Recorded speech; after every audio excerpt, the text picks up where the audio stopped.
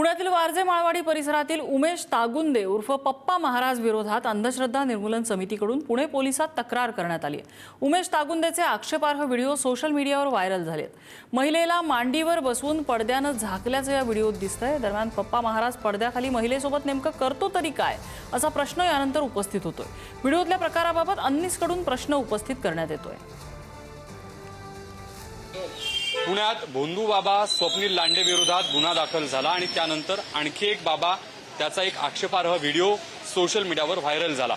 एका महिलेला आपल्या मांडीवर बसवून घेतो हा बाबा, रुमालाने त्या महिलेच्या डोक्यावरती झाकतो आणि पुढे काय करतो हे रुमालाने झाकल्यामुळे कळत नाही आणि तोच मुळात प्रश्न आहे।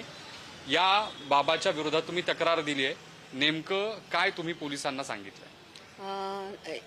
जो हा बाबा काय पप्पू महाराज जो आहे तो स्वतःला म्हणजे की दैवी शक्ती आहे आणि असं सांगून बरीच आर्थिक लुबाडणूक करतो आणि त्याच्यामध्ये बघितलं तर तो जो व्हिडिओ आहे आपल्याला आपण जो दाखवला आता व्हिडिओ, तर त्या व्हिडिओमध्ये असं दिसतं की त्या बाईला त्यानं मांडीवर घेतलेलं आहे आणि तिच्या कानात मंत्र सांगतो का काय करतो ते व्यवस्थित दिसत नाहीये।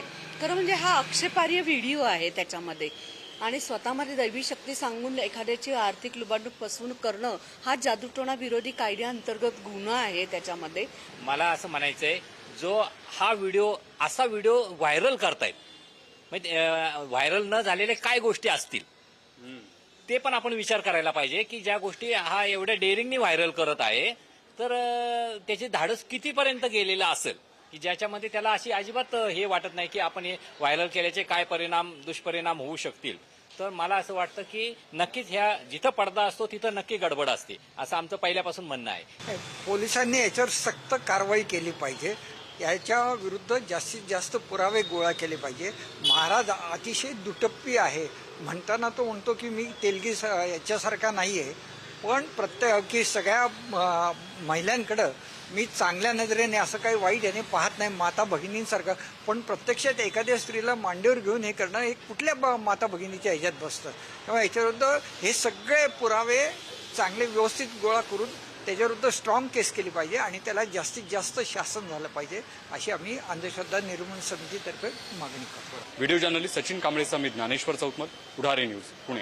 याच्यामध्ये सांगितलेलं आहे, सोशल मीडिया माध्यमातून प्रसारित होत असलेल्या तथाकथित चमत्कार व अलौकिक शक्तींच्या दाव्यांची चौकशी करून महाराष्ट्र जादूटोणा विरोधी कायद्यानुसार कारवाई करण्याबाबत अर्ज दिलेला आहे। या अर्जामध्ये योग्य ती चौकशी होईल, साक्षीदार पीडित त्यांच्याकडे चौकशी होईल आणि त्यानुसार कारवाई केली जाईल।